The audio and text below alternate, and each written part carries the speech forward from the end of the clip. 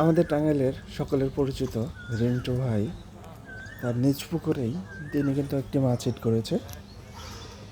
প্রায় আধা ঘন্টার উপরে হয়ে গেছে মাছটি নিয়ে খেলা ছিল।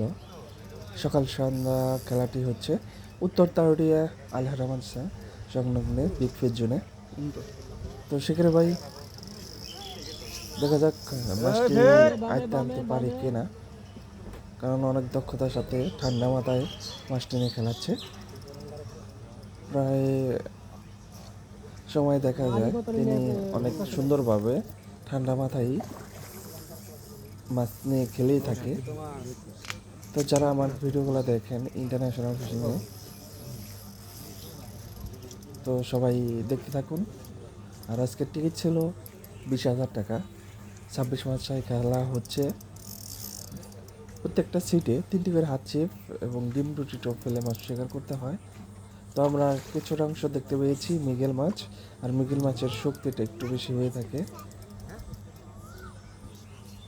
অল্প কিছুক্ষণের মধ্যে হয়তো মাছটা ক্যাচিং হয়ে যাবে।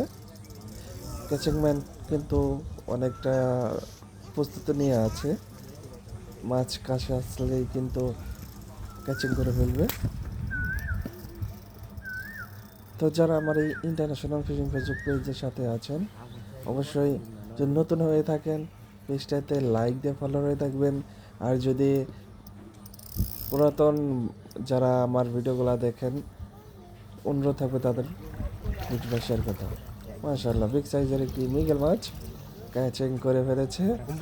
অনেক দক্ষতার সাথে কিন্তু ক্যাচিং করেছে। মাশাআল্লাহ।